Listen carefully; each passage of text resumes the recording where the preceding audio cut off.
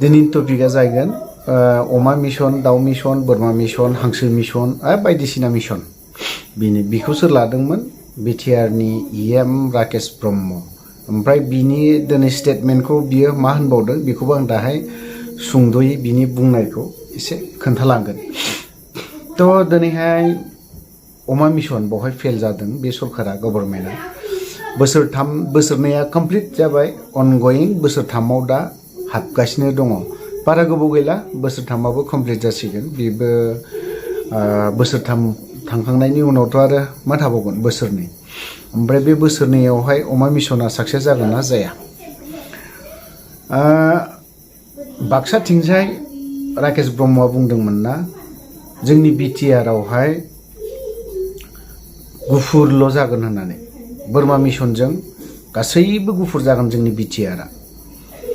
गुफुर जागोन माने बोरमा गुफुर होजोबगोन, जेरावबो अमा गुफुर होगोननो, दाउ गुफुरनो, माबा माबि मिशन बेफोरजों गुफुर खालामजोबगोन। खिन्थु बोरमानि गुफुराथ' दासिमबोथ' सफैयाखै। दाउआबोथ' ओरैहाय बेबोथ' साक्सेस जायासै। दाथ' आनखि बयलारा दाथ' आरो बन्द' जाबावनानै दंबावो, वेस्ट बेंगलनिफ्राय आसामाव हाबफैनो हायो बे आरोखि। खिन्थु दिनैहाय बेफोरखौ ओरैनो नंजां बांजांनो आंनि नुहुरनायाव बे ट्रेनिं होनायनो मानायनो बेफोरो ट्रेनिं होनायजों लोगोसे बेखौ थाबैनो मावफुंनो हागोन ना हाया? बेसेबां गोबाव जागोन? जों बेफोरबायदि अमा मिशननिनो माबा माबि मिशननि बेफोरबायदि ट्रेनिंखौ जेब्ला सिजफायार डिसबेन्ड जायो, डिसबेन्ड जाखांनायनि उनावहाय जों धालिगावआवनो बेफोरबायदिनि ट्रेनिंखौ जोंनो होदों।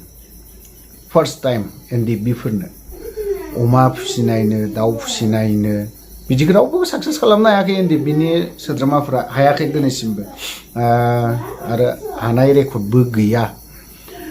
ओमफ्राय दा होयै दा रायजो राजानाव बे बुस्थुखौ एनडिएफबिनि जेसेबां केडारफोर, लिडारफोर दङ, जायफ्रा ओरैनो बेकाराव दङ, बिसोरनो होदोंमोन। खिन्थु हायासै, बेखौ साक्सेस खालामनो हायासै राकेश ब्रह्मआ।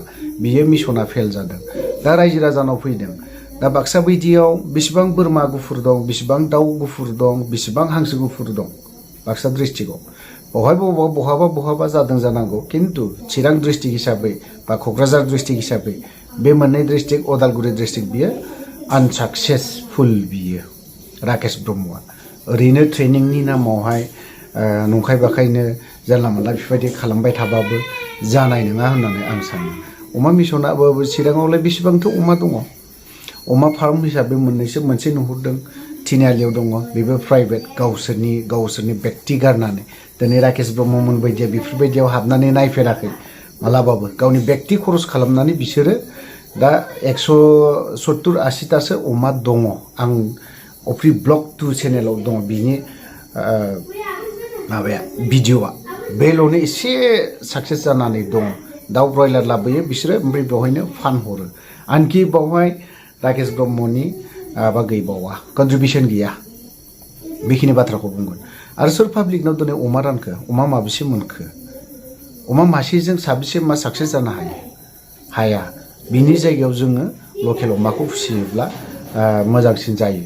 जाय हक, अमा मिशनखौ जुदि साक्सेस खालामनो हायोब्ला जोंनि बिटिआरआव राकेश ब्रह्मआ बेखौबो साक्सेस जागोन होननानै आं सानदों। बोसोरथाम दंबावोथ', जों बोसोरथामाव नायबावनि। इउपिपिएलनि सासे गोख्रों मावथि बिथाङा मोनसे स्टेटमेन्ट होदों, जिहेतु नैबे सेल्फ हेल्प ग्रुपनि 75,000 फैसा बेखौ रानगोन, किस्ति मोनथामाव रानगोन। बेखौबो बिथाङा मोजाङैनो सिफायनानै होदों। बिथांनि जाखिनि बाथ्रा बुंनाय, आं बेखौ मोजांखौनो होनगोन। जेरैबायदि बेफोरबायदि जुदि एसे सिस्टेमाव जुदि मोजां लाइनाव जुदि खोन्थालाङोब्ला बिथांनिसिमबो इउपिपिएलआ मोजाङै फैगोन। नङाबा राकेश ब्रह्ममोन बायदि इएम जानानै जेबो लाब गैया। खारन बेफोरो राकेश ब्रह्ममोन बायदिया इएम जानायनि जग्यता गैया, आरो बियो रायजो राजाखौ सिबिनो हानाय बा अनसायनो हानाय बे मोनसे गियाना गैया। इएमनि नामखौनो बियो लाखिनो हाया। थ' बिदिब्ला बे टपिकखौ दोन्थ'नानै आं मोनसे टपिकखौ राकेश ब्रह्मनि जाखिनि टपिक, बेखिनि बाथ्रा बुंनायखौ नोंथांमोन एसे फोरमायनो, जाहाथे आं एसे बुंनो मोजां जानायनि। मुसलपुर समस्तियाव आं बायदि आरो जाहाथे आरो सासेबो माने एमसिएलए बा इएम आरो जन्म मोनला।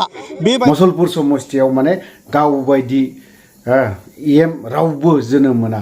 राकेश ब्रह्मआ बुंनांगौमोन जे आं बायदि आंनिख्रुइ साबसिन इएम आरो ओंखारबावो जोंनि बे मसलपुर समस्थियाव बे बाथ्राखौसो बुंनांगौमोन खिन्थु राकेश ब्रह्मआ बुङै बुङै कमेडियान मानसिया कमेडियानथ' बुङै बुङैनो सालाया सिलिंलांदों बिनो आं बायदि रावबो ओंखारनो हाया जोनोम मोना आरे मसलपुरखौ नों एफाराब लेथ्रायाव दोनथारबायना बाक्सा डिस्ट्रिक्टनि मसलपुर समस्थिखौ मसलपुरावलाय नोंनिख्रुइबो साबसिन हामसिन गोरों गोरा माथो दङ माथो बुजिनो हानाय नोंनिख्रुइबो साबसिन हामसिन ओंखारनायनि बे बाथ्राखौ नोंथाङा बुंनोसो नांगौमोन नाथाय नोंनि समस्थियाव नोंखौ गाज्रि मोनग्रा दं राकेश ब्रह्म बा दुखु मोनग्रा दं आरो UPPLआव नों बायदि राकेश ब्रह्मआ इएम जाना समायामोन आरो बोरैबा खाफाल होनांगोन नोंथाङा बेयाव जे इएम जासननो मोन्दों सेल्फ हेल्प ग्रुपनि माबा माबि बायदिसिना